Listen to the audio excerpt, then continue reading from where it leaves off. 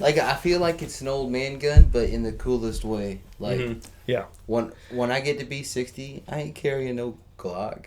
I'm Yeah. gonna have me a chrome. It's almost like it's like a rite of passage. Yeah. That's the old man rancher you don't mess with. That's not a gun, boy. What the hell?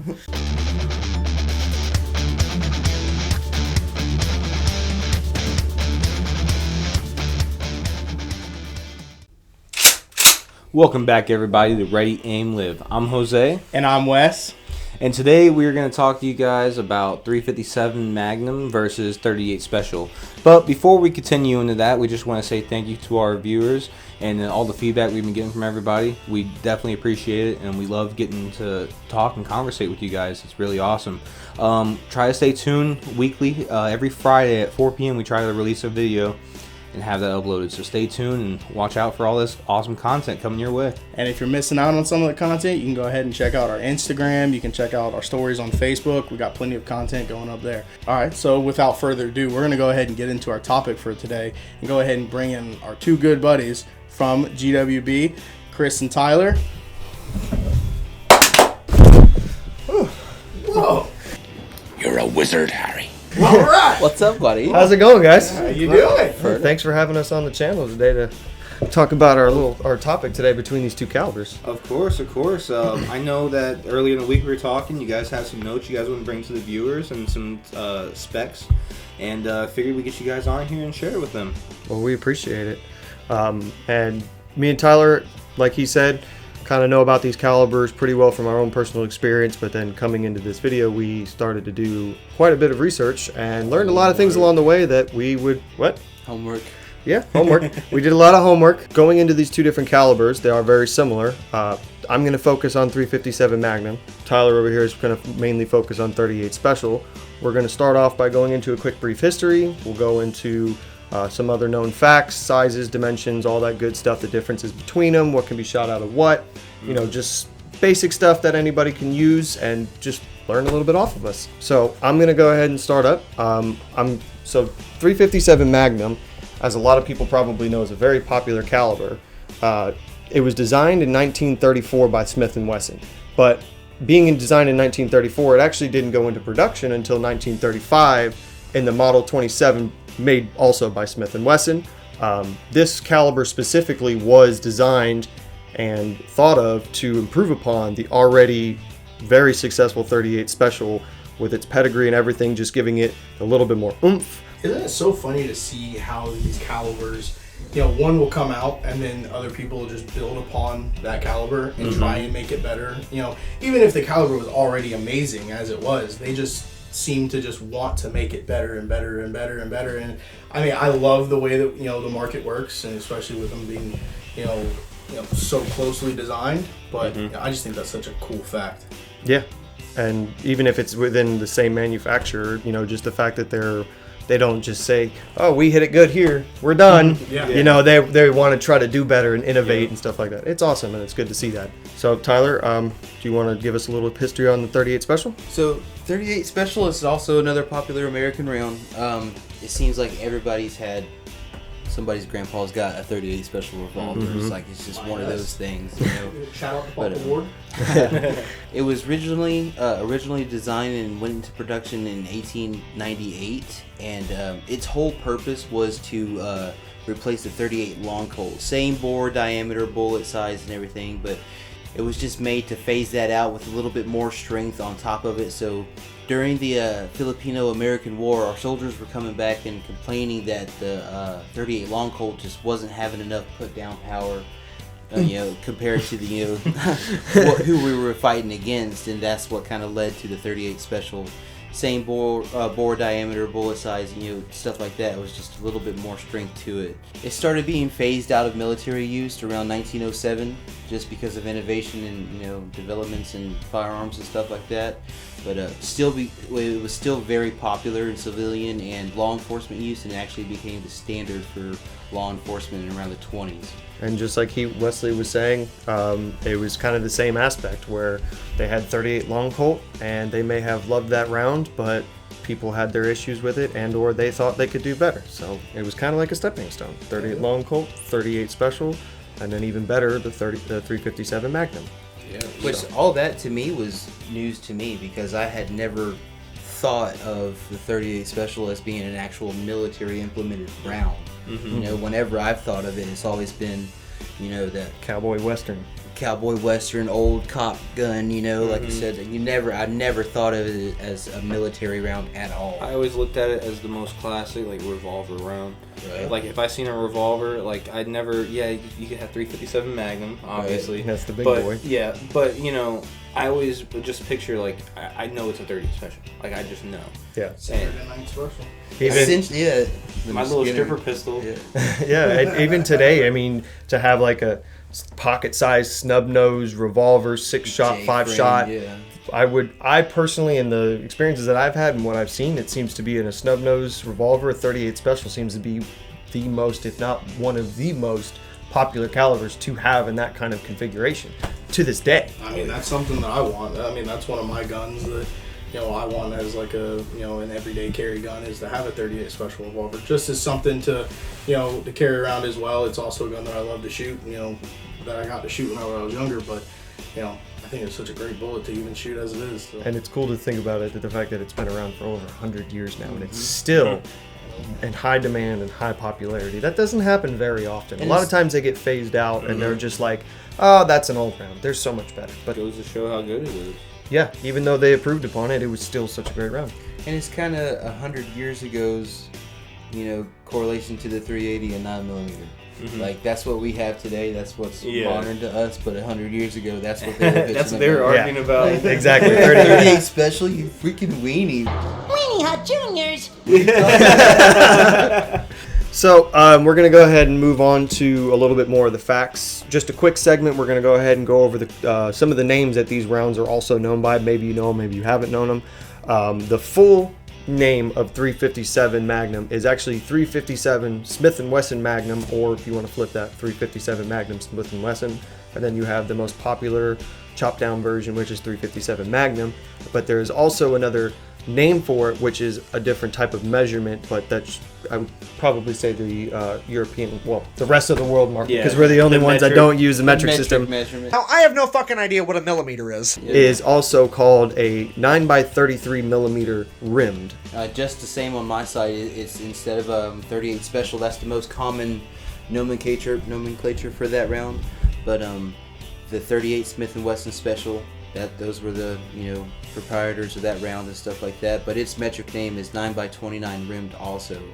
So that was something that I was kind of wondering about. Like, we know that caliber works in other actions and everything, but the rimmed is obviously for a cylinder-fed pistol, a revolver.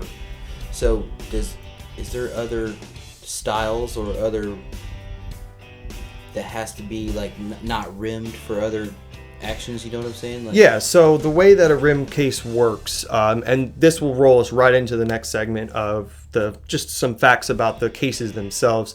So you'll have, if you look at a 9mm, just to use for easy comparison, at the end of the case, it's actually tapered in and then tapered back out to the case. It kind of goes like this, in and out. Whereas both of these cartridges are a straight rimmed case. So a lot of times with those type of tapered in, the rim is going to be the same diameter as the case, where these are not. So it's going to be straight down, and it's going to come out as a rim, and that's what the extractor pulls to pull it in, and also, you know, stops it in the chamber and all that good stuff. Yeah. So, like I said, 357 Magnum is a rimmed straight case, straight, smooth down with the rim. And typically you're going to have a case length right at 1.29 inches, which is 31mm. So the 38 Special is a straight case, but it's also rimmed, and the case length is about 1.155 inches, about 29.3 millimeters. Now moving into the projectiles themselves, the actual pew piece, if you will. I know that's been The freedom seed. the freedom seed that comes out of these cases we were talking about. So talking into the projectiles themselves, the diameter of 357 is just that. It's 0.375 inches, which actually also comes out to 9.1 millimeters. So very close to a 9mm, but just that tiny bit bigger, which seems to be a very popular size. When it comes to the length of these projectiles, they can vary wildly. Through the research that I have found, you're going to have your different types of bullets, like your hollow points that can be very short, or, I mean, they can also be long. There is a wide variety of those, but then you also have your full metal jackets, and what seems to be the longest is a soft point bullet, which I'm not sure if many people know what that is. If you don't, it's just where the top edge of the bullet is not cased in brass. It's just all open lead, so it promotes some expansion, which I've found projectiles as low as 0.429 inches, less than half of an inch, all the way up to 2.17 inches, just over 2 inches of projectile, which causes it to have this wide range of weight measured in grain, all the way down to 110 grains, possibly even lower, all the way up to, as far as I could find, which was 427 grains, which is a huge bullet, because you know, a 9mm average weight is 115 grains. And an average grain weight of a 357 Magnum is a little bit higher than that. It's anywhere between 125 to about 150. You know, it can vary by manufacturer and stuff like that. So 427 grain, that's, if not, almost 3 times the weight of the bullet. That's a badass bullet. Those have to be insane. So the projectile dimensions for the 38 Special are the same as far as the bore diameter of the projectile. It's exactly the same. The overall length of the bullet itself can vary wildly because of all the aftermarket bullets you can get, hollow points, soft points, you know, stuff like that. The styles of the actual projectile itself do lend to the reasoning of the overall length and the weight of the bullet, but other than that, it's just they're almost the same. One's just a little bit hotter than the other, basically. A lot of times, some of those crazy, weird projectiles are projectiles only. You have to load them into your own case. So these may be out there, but you may not see them preloaded from a manufacturer in a box, out in a store, out in the wild. Dude, if I was reloading, you know, granted I have no knowledge of that, you know, beyond the basics, but if I seen a 427 grain for a 357 Magnum, I'd be like, somebody messed up bad. I wouldn't believe it at first. Like, you think that the guy who made that was on his way out. All right, so we're going to go ahead and go into just some other projectile facts, more facts about the bullets themselves, just some small facts. So like the 357 Magnum, the projectiles are averagely rated for a maximum of 35,000 psi. So once that bullet is fired, after that you have your feet per second, which is what your bullets are measured in, and at your muzzle velocity measured at the end of the barrel, that can also vary depending on your weight of your bullet, excuse me, and also the length of your barrel, you know, the burn time of the powder, getting a full burn or not enough burn or whatever it be.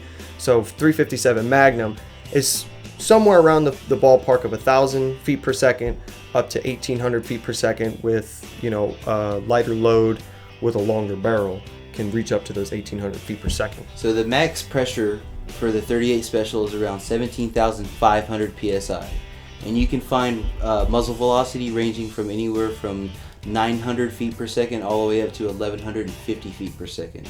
All that depends, once again, like you were saying earlier, on the length of your barrel, your projectile weight, if it's a plus P ammunition, you know, if it's a revolver, it's not going to have such a tight chamber as like a semi-automatic pistol or something like that. All that comes into effect. So what kind of like firearms can we shoot with a 357 and also a 38 Special? Like, what are the different types that maybe are not just your normal revolver or just your normal, you know, firearms? What's something unique that maybe in our modern day do we actually like have the ability to own? Okay, so getting into that, there was one point I do want to make, and this is kind of with a lot of different calibers, you know, very common calibers, which one can you shoot from which? So you can shoot a 38 Special out of 357 Magnum. It cannot be the other way around. You cannot shoot 357 Magnum out of 38 Special chamber, just like we were talking about with those chamber pressures. So talking about 357 specifically, it's in your your regular revolvers. You'll find that all over the place. Seems to be one of the more common ones.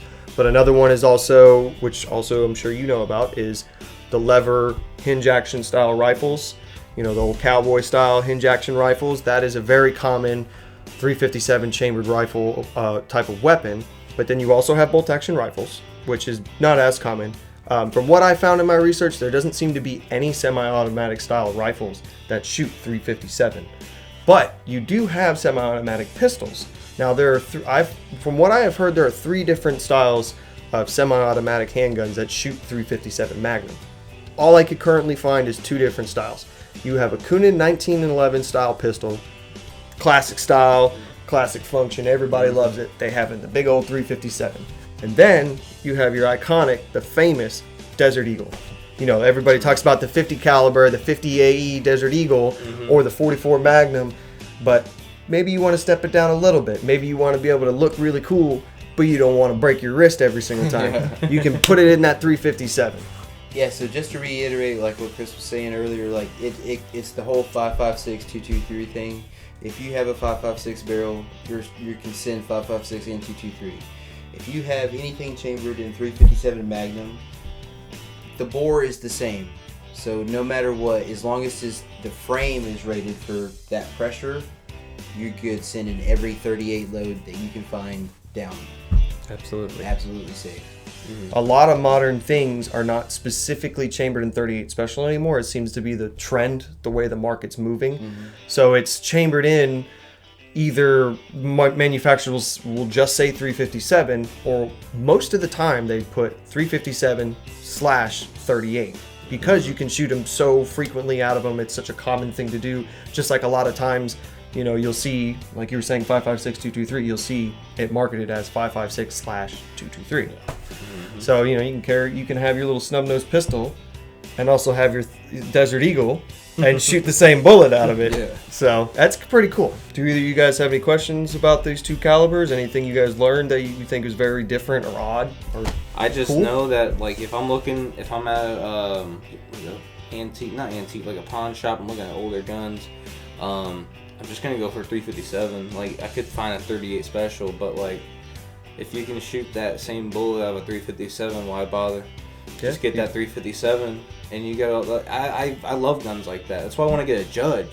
You know, a 410 shotgun shell and a 410 long Colt or 45 long. 45. Yeah, my bad. 45 long Colt and a 410 shotgun. Like, just being able to shoot 2 different ammos out of one gun. I love that, dude. That's versatile. Well, that's what triggered this whole little series that we got going right now, because the similarities between the 9mm and 380, the 7.62 and the 308, and now this is just one of those things that could be, you know, really bad if you got it mixed up. You know, and I hope that people can, you know, kind of see that we're trying to do our part as far as the whole safety thing, because I've been playing with guns for a long time. We all have.